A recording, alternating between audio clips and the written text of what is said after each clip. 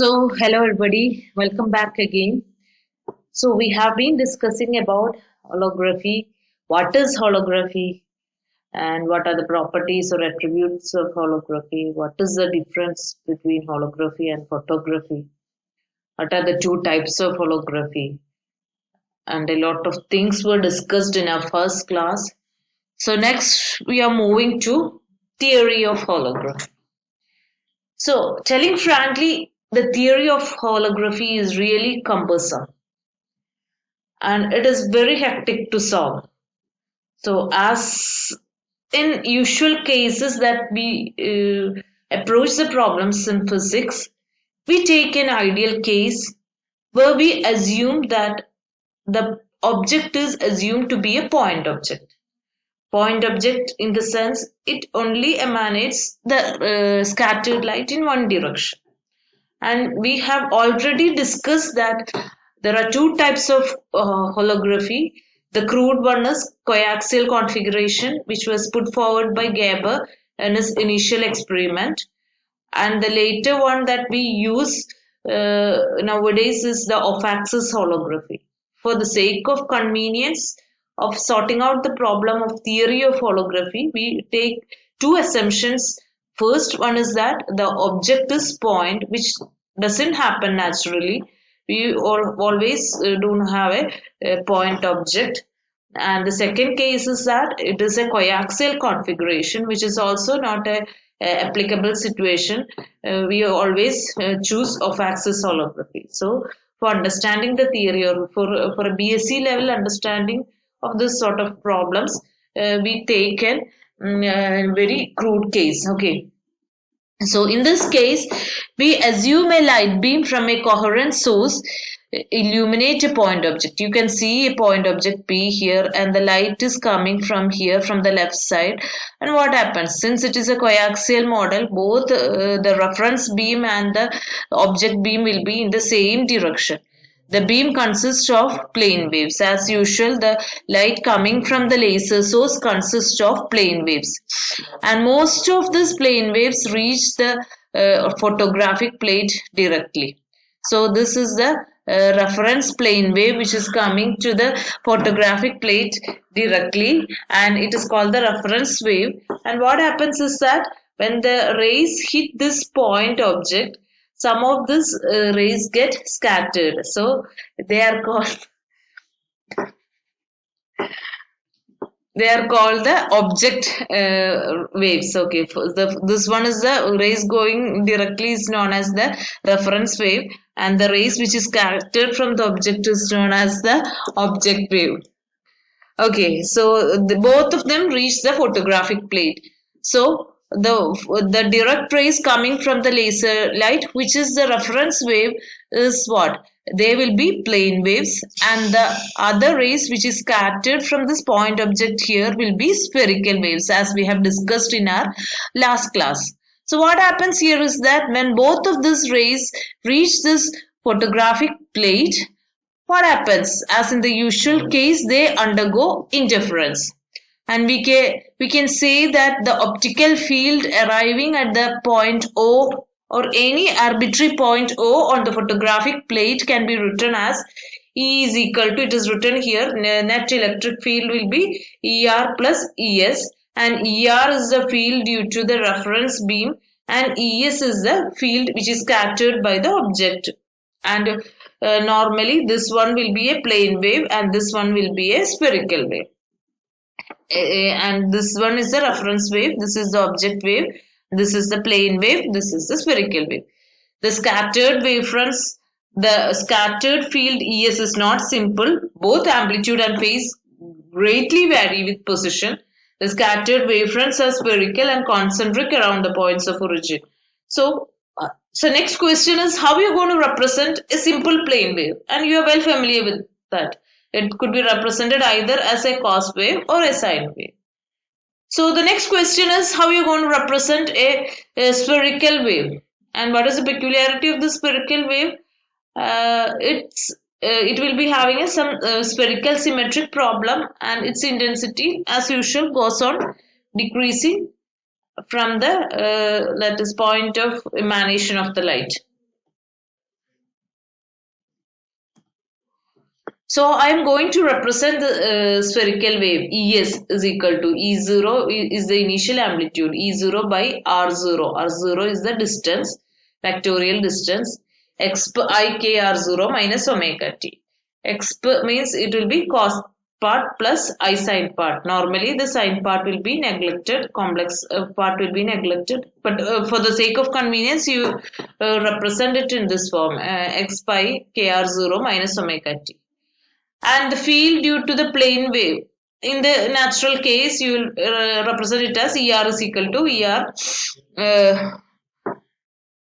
ER is equal to ER x I k0 minus omega t. And you can see here that the direction is along z direction.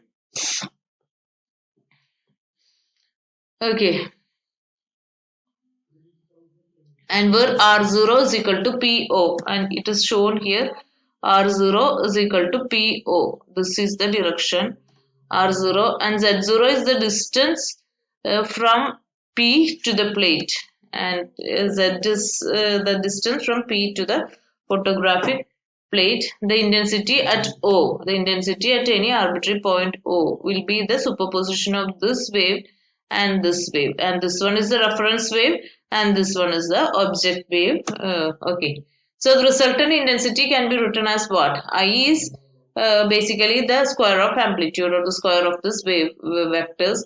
So I is equal to, it's written here it as negative, it's not negative, it's actually positive. ER plus ES modulus whole square.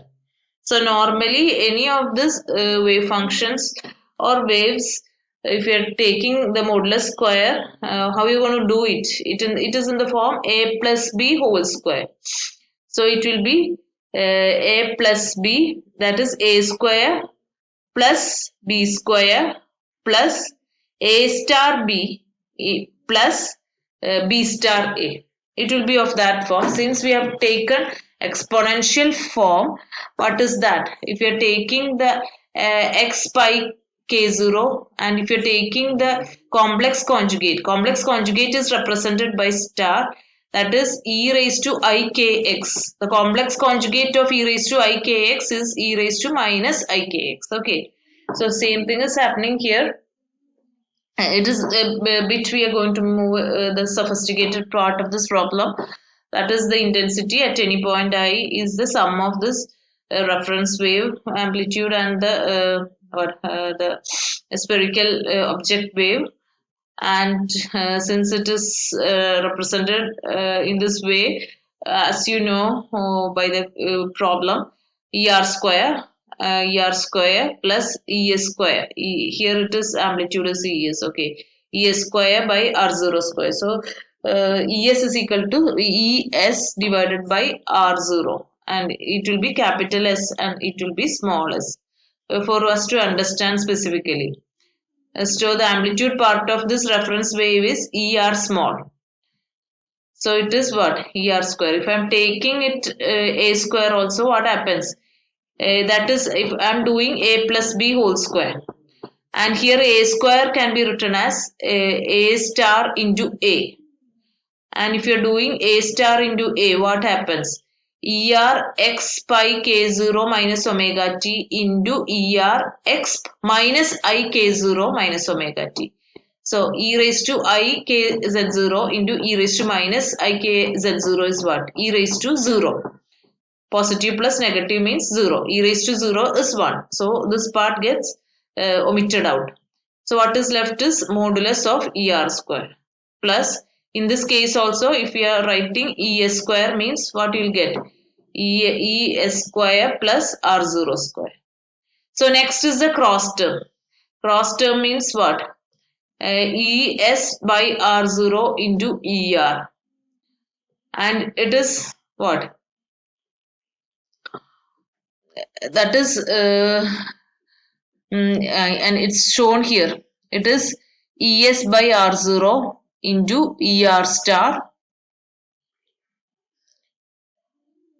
and it is X I R0 minus K0. So how you got it? R0 minus K0 is, it is ES into ER star. And if it is ER star here means what? It will be E raised to minus I k z0 minus omega t.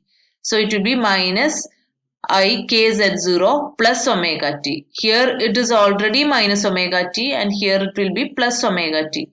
So what will be left is I k r0 minus z0. That is the quantity in this parenthesis. Right. Hope it is understood.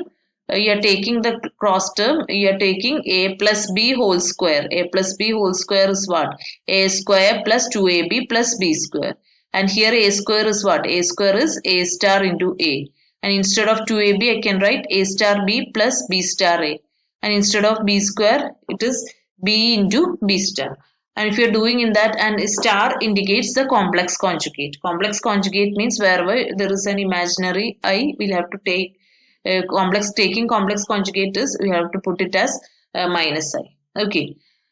So here what will be, you'll be, and in this case if you are taking ER star means what? Exp, and if you're taking ES star means exp I minus IKR0 minus omega plus omega t, and here plus omega t minus omega t get cancelled and what will be left is z0 minus r0. Here it is r0 minus z0 and here it is z0 minus r0. Okay, and for the sake of simplicity you can simply these are all actually constant and this is the real part, and if you're taking the conjugate of this real part, it will be ER star will be equal to ER and ES star will be equal to ES. So I can take x pi minus k, right? Here it is what? Minus k into, to make it r0 minus z0, I can take a minus outside, that is exp ik r0 minus z0. So it is of this form e raised to I theta plus e raised to minus I theta. So it will be e raised to I theta is what? Cos theta plus I sin theta plus cos theta minus I sin theta. So plus I sin theta and minus sin theta will be cancelled. What will be left is 2 cos theta. And here also you'll get the ES, ER star, R0 are all constant and 2 is again constant. So what will be left will be the cos term. Okay. So we are not going to finish it off here, and we are moving to some more steps.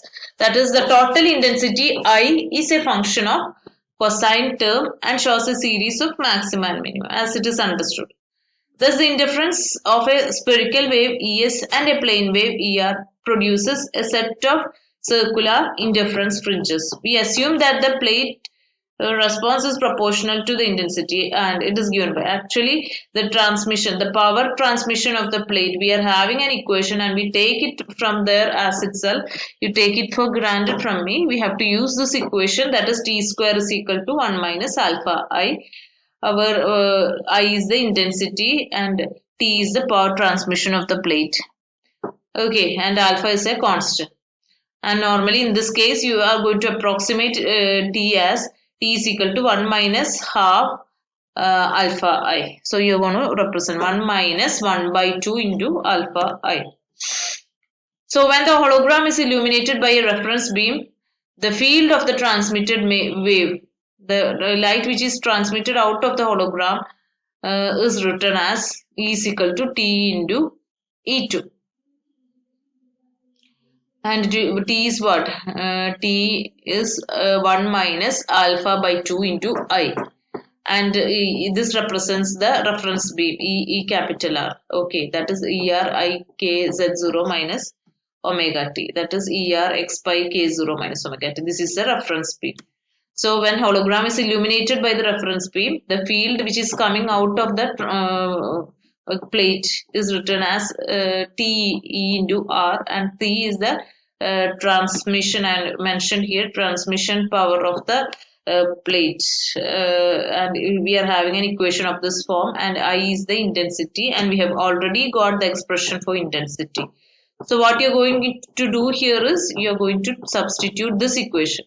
I is equal to ER square plus ES square by R0 square plus ES into ER star by R0 x by k r0 minus z0 plus E star into ER by r0 x by k0 minus r0. This expression for the intensity is substituted here, and you just write down these things in the notes. You make the substitution, you go through these slides. It is simply mathematical substitution and expansions and all. And while doing this, what will be coming in the final form will be this equation. Okay, it is having three terms basically. This is the first term, and this is the amplitude part of the first term, and this amplitude part is slightly modified, and this is the reference beam ER x pi k z0 minus omega t. Okay, this is the reference beam itself, no change, but something is added more to its amplitude part, and this is the second term and this is the third term. So the transmitted intensity out from a holographic plate will be having three terms. So the first term represents the incident plane wave with some attenuation, and attenuation is represented by the change in amplitude. And the second terms represent the virtual image of the object, and the third term represent the real image. Okay, virtual image, second term is representing the virtual image of the object, and third term represents the real image of the object. You need to know that much only, no need to go further. Okay, so you just need to know, just have a look through the theory of holography, read everything, and if you find any difficulty anywhere, just feel free to contact me personally. So next we are going to move to the applications of holography. A lot of applications are there, like optical computing, biomedical application, grocery store, interferometry, scanning, holostores, gaming, entertainment, communication. A lot is there. And biomedical application, and you can see some sort of holographic projections pursued, and a lot of research is going on in US and in European countries, and holograms are made inside live organs through optical fibers, providing more details than any previous alternating techniques. Okay, you can see in the pics, and here in the compact disc control, but it is now not used nowadays. Compact displays that was used beforehand, and holograms were used to handle light. And nowadays you can see this grocery store scanners mainly use the spinning holograms and all for scanning. And in the field of interferometry, it is a very important application. It is used in laboratories, numerous laboratories for non-destructive testing. The structural faults and all will be identified easily without damaging the specimen using this holographic projection of the images of the object. And holographic scanners. Okay, in the stores and all, you use this holographic scanners. Okay. And similarly, HoloStore is a holographic computer memory system to replace our disk drive. And its figure is shown inside. It will have 1,000 times memory more than the other usual parts, its usual counterparts that we use. And teaching and training. 1-to-1 virtual holographic teaching, coaching, training, and all possible. Virtual communication is possible. Okay, virtual sales representation, cooperative meeting, everything of the sort is possible. And live video gaming in the living room. That this you all people will be interested, I think. And teaching and education. And you do with this augmented reality nowadays. And future prospects, and we are up to here now, virtual screenless displays, and again retinal display, that is display from the eye, retinal display. You can see retinal projections using some sort of projectors and all, and researches and advancements are going on in these areas. So different types of holographies are there, like reflection holography, volume holography, white light reflection holography, rainbow holography, etc. If you are interested, you just need to know these terms only. If you are interested, you can just ask or Google it out to find or to research or to explore more about holography. So what is basically the difference between holography? At this point, I think you will be in a situation to answer this question. Right. Basic difference. What is it? Yes. Photography means two-dimensional recording and holography means three-dimensional process. And in photography, we use ordinary light, but here laser light can only be used. Lens system is used, here no lenses. Image is having very poor resolution as compared to holography, which is having high resolution. Advantages: it is very cost effective, high storage capacity, and 3D images are obtained, feasibility and depth and clarity of the subjects, and its feasibility to or ability to combine with all sorts of other technologies. And the thing is tough to produce this complex images of complex movements, and we need more complicated and precise machinery. And reference illumination beams should be very much collinear. Okay. And this holographic technology is having a endless application as far as the human mind can imagine. It's not just about this art, business, or communication. They are about safety, security, education, planning, and for the advancement for our next civilization and something more beyond that. So it is going to be an integral, it is already an integral part, but we haven't noticed so far. It is going to be a more integral part of human societies and civilizations in this present century or decade, or in the coming decades also. So hope you enjoyed learning about holography. So go through this slides, read more, Google out, search for the YouTube videos. You'll get very interesting results. So I'll give you the follow-up work soon.